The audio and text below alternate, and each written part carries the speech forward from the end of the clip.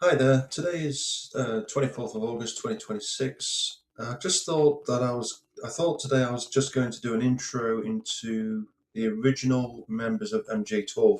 Perhaps not all of them, but I just want to give you an intro into at least some of the names and faces, just to prove that the legitimacy of these people. So here's one here. There's an original MJ12 member called Vannevar Bush. Now, apparently, Oppenheimer worked under him, and Oppenheimer is an interesting person. Obviously, he designed the atomic bomb. So, I'm going to scroll down to some info about Oppenheimer and about some of his comments that he made after he detonated the atomic weapon.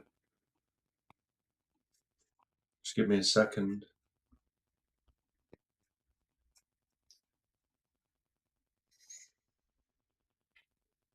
So, here's something here. In addition, India's epic poem, the Mahabharata, dated by some non-anglicized Indian scholars to the 5th millennium before Christ, contains references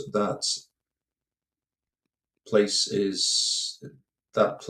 its hero Rama gazing from India's present-day west coast into vast landmass now occupied by the Indian Ocean.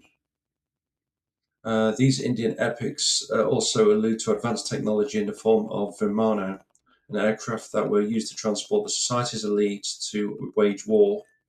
Less celebrated ancient Indian writings describe these aircraft in detail and at great length, puzzling both scholars and historians. What's more, the great Indian epics vividly describe militaristic devastation that can be equated only to nuclear war. The Sanskrit scholar and the renowned physicist J. Robert Oppenheimer, father of the hydrogen bomb, apparently interpreted the ancient epic as having described a prehistoric nuclear conflagration. After the first atomic test in Alamogordo, New Mexico, Oppenheimer chillingly quoted the Mahabharata, saying, "I have become death, the destroyer of worlds." In a later interview, when asked if the Alamogordo test was the first time an atomic bomb was detonated, Oppenheimer replied that it was the first time in modern history. So that proves that there's been atomic warfare in the past, 5,000 years before Christ. Oppenheimer, notwithstanding, are tales of flying machines, lost continents, and prehistoric nuclear war merely mythical, or do these ancient references provide us with a historic record, long forgotten and then dismissed by modern science, with its modern prejudices as fantasy? So this Oppenheimer guy obviously reported to Vannevar Bush. Whether you know that or not, I don't know, but there's the evidence. On the atomic bomb Manhattan Project, worked with Albert Einstein on a project called Jehovah. This guy was a original MJ12 member as well. I'm just going to go up here and then I'll try and find some pictures of other people, or at least names. Since I'm quoting this majestic information, it'll be nice to just see names of the original people. I'm just going to shoot up to the top here.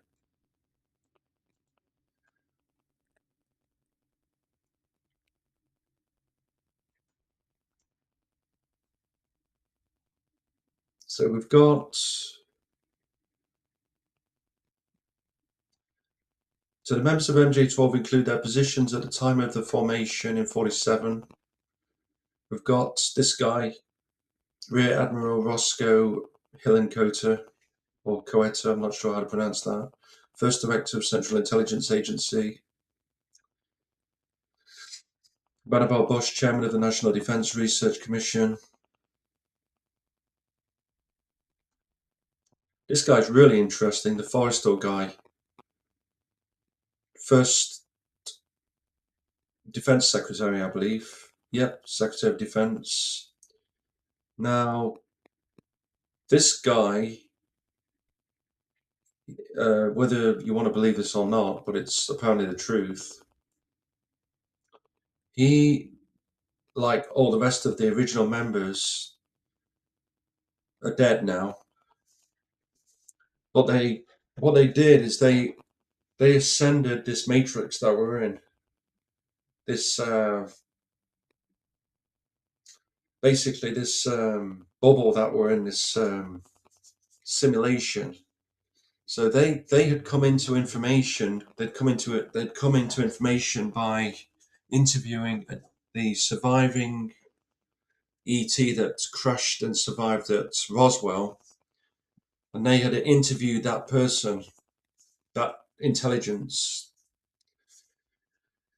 alien intelligence, and they had got information about what Earth is, about what it's used for, and how to escape the matrix. That we're in a purely artificial bubble, and it's whatever happens on Earth, and the time is not linear with outside of it. So there's a lot more life outside of Earth, but this is kept entirely in an isolated way, where even our time is made up. Yeah. So everything that happens here is it's recorded. It's recorded with time, but it doesn't make any sense to the outside. It's not linear. So they had all ascended the matrix, and apparently the Forrestal guy had actually come back to help liberate Earth with a different extraterrestrial race. I believe James Forrestal is an actual Zeta Reticulan. Is a grey. So his consciousness left here and then became that of an extraterrestrial. And he apparently didn't commit suicide. I believe he was pushed out of a hospital window at Bethesda Hospital. And he learned that embracing death in the Matrix is a critical part, a prerequisite of escaping this realm. So that's a very interesting and important point about reconsidering who you are and releasing the burden that your ego and fear of death is what's anchoring you here in the simulation. And these guys had learned to do that. They'd learned to let go of the ego and the fear of death. So that there's a very good example for you, this guy. And then you've got General Nathan Twining, General Hoyt Vandenberg, Detlev Bronk, founder of the science of biophysics, Dr. Jerome Hunsaker, chairman of the department's aeronautical and mechanical engineering, Sidney Sawyers, Gordon Gray, Donald Menzel, Lloyd Berkner, Major General Robert M. Montague, commanding officer of the area that included the White Sands Proving Ground.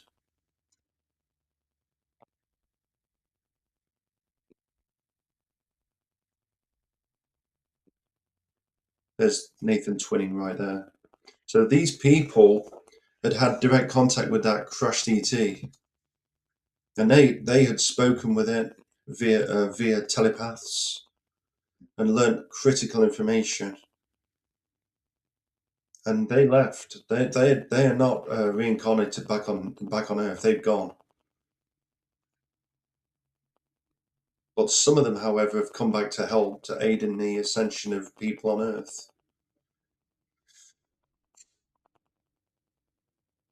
So they're the off-world majestic members. Is Forrestal.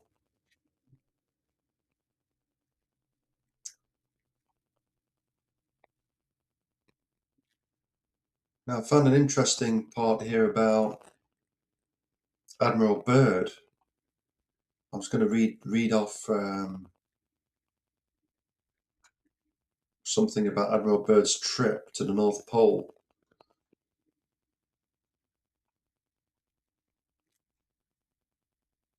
There's Forrestal right there. He was pushed out of a window in the hospital.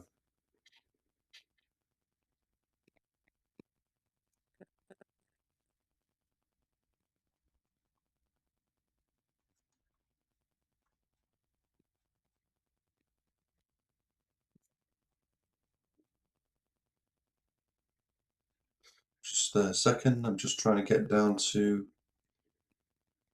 Oh, here we go. This is. I'll give you a quick history on Forrestal. Committed suicide by jumping from his window at Bethsaida. Sorry. So how could he have been alive in 1957? Also, with Forrestal, is if you know his story, he apparently was writing or copying a poem just before committing suicide. There's a debate if it's actually his handwriting, but he stopped at the word nightingale. Now, this is either a coincidence or someone is leaving clues around just to add to conspiracy theories, because Forrestal was one of the Americans working with some Germans in training some Ukrainians to fight the Russians in an operation called Nightingale.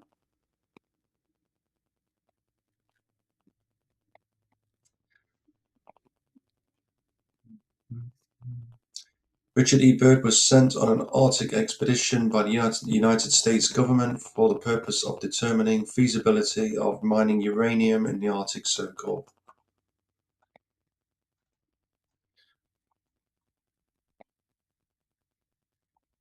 Believe what follows. On February the 19th, just after completing 3 hours into his flight, Admiral Byrd had an experience which totally changed his outlook on life and his personal view of the American government as well. Here then are what some people claim to be actual extracts from Byrd's secret diary for the months of February and March of that year, and then some final remarks recorded 9 years later in 56, just prior to his death. I must write this diary in secrecy and obscurity. It concerns my Arctic flight of the 19th day of February in the year of 1947. There comes a time when the rationality of men must fade into insignificance, and one must accept the inevitability of truth. I am not at liberty to disclose the following documentation at this writing. Perhaps it shall never see the light of public scrutiny, but I must do my duty and record here for all to read one day. In a world of greed and exploitation of certain of mankind, can no longer suppress that which is truth. 6 o'clock in the morning, 19th of February 47. All preparations are complete for our flight northward, and we are airborne with full fuel tanks at 6:10 hours. 6:20, fuel mixture on starboard. Engine seems too rich. Adjustment made, and Pratt Whitneys are running smoothly. 7:30, sorry. Radio check with base camp. All is well and radio reception is normal. 7:40, notes slight oil leak in starboard engine. Oil pressure indicated seems normal. 8:15.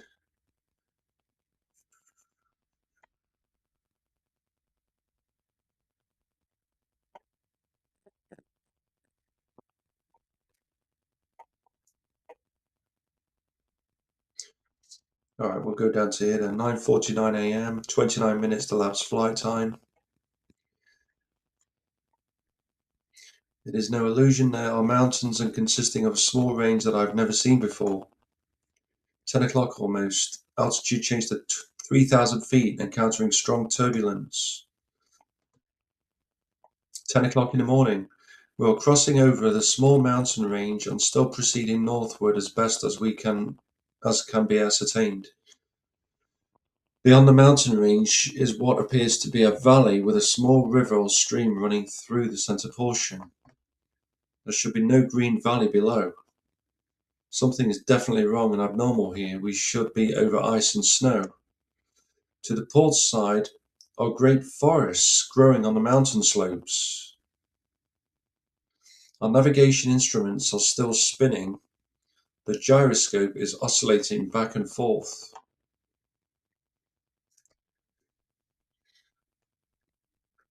10:05. I alter altitude to 1,400 feet and execute a sharp left turn to better examine the valley below. It is green with either moss or a type of tight-knit grass. The light here seems different. I cannot see the sun anymore. We make another left turn and we spot what seems to be a large animal of some kind below us. It appears to be an elephant. No, it looks more like a mammoth. This is incredible, yet there it is. Decrease altitude to 1,000 feet and take binoculars to better examine the animal. It is confirmed it is definitely a mammoth-like animal. Report this to base camp. 10:30, encountering more rolling green hills. The external temperature indicator reads 74 Fahrenheit. This is Arctic. Continuing on our heading now. Navigation instruments seem normal now. I'm puzzled over their actions. Attempts to contact base camp. Radio is not functioning. 11:30. Countryside below is more level or normal, if I may use that word. Ahead we spot what seems to be a city. This is impossible. Aircraft seems light and oddly buoyant. The controls refuse to respond. Oh my God! Off our port and starboard wings are a strange type of aircraft. They are closing rapidly alongside. They are disc-shaped and have a radiant quality to them. They are close enough now to see the markings on them. It is a type of swastika. This is fantastic. Where are we? What has happened? I tug at the controls again. They will not respond. We are caught in an invisible vice grip of some type. 11:35. Our radio crackles and a voice comes through in English with what perhaps is a slight Nordic or Germanic accent. The message is, "Welcome, Admiral, to our domain. We shall land you in exactly 7 minutes. Relax, Admiral, you are in good hands. I note the engines of our plane have stopped running. The aircraft is under some strange control and is now turning itself. The controls are useless." Another radio message received. We begin the landing process now, and in moments the plane shudders slightly and begins a descent as though caught in some great unseen elevator. The downward motion is negligible and we touch down with only a slight jolt. I'm making a hasty last entry in the flight log. Several men are approaching on foot towards our aircraft. They are tall with blonde hair. In the distance is a large shimmering city pulsating with rainbow hues of colour. I do not know what is going to happen now, but I see no signs of weapons on those approaching. I hear a voice ordering me by name to open the cargo door. I comply. From this point I write all the following events here from memory. It defies the imagination and would seem all but madness if it had not happened. The radio man and I are taken from the aircraft and we are received in a most cordial manner. We were then boarded on a small platform like conveyance with no wheels. It moves us towards the glowing city with great swiftness. As we approach, the city seems to be made of crystal material. Soon we arrive at a large building that is a type I have never seen before. It appears to be right out of the design board of Frank Lloyd Wright, or perhaps more correctly, out of a Buck Rogers setting. We are given some types of warm beverage which tasted like nothing I have ever savoured before. It is delicious. After about 10 minutes, two of our wondrous appearing hosts come to our quarters and announce that I am to accompany them. I have no choice but to comply. I leave my radio man behind, and we walk a short distance and enter into what seems to be an elevator. We descend downward for some moments. The machine stops and the door lifts slightly upwards. We then proceed down a long hallway that is lit by a rose-coloured light that seems to be emanating from the very walls themselves. One of the beings motions us for us to stop before a great door. Over the door is an inscription that I cannot read. The great door slides noiselessly open, and I am beckoned to enter. One of my hosts speaks. I have no fear, Admiral. You are to have an audience with the master. I step inside. My eyes adjust to the beautiful coloration that seems to be filling the room completely. Then I begin to see my surroundings. What greeted my eyes is the most beautiful sight on my entire existence, if it is in fact too beautiful and wondrous to describe. It is exquisite and delicate. I do not think there exists a human term that can describe it in any detail with justice. My thoughts are interrupted in a cordial manner by a warm, rich voice of melodious quality. I bid you welcome to our domain. Admiral, I see a man with delicate features and with the etching of years upon his face. He is seated at a long table. He motions me to sit down in one of the chairs. After I am seated, he places his fingertips together and smiles. He speaks softly again and conveys the following. We have let you enter here because you are of noble character and well known on the surface world. Admiral. Surface world, I half gasp under my breath. Yes, the master replies with a smile. You are in a domain of the Ariani, the inner world of the earth. So I'm going to leave it at that, and then I'll carry on next time from here. But it looks like Admiral Byrd went across the ice wall,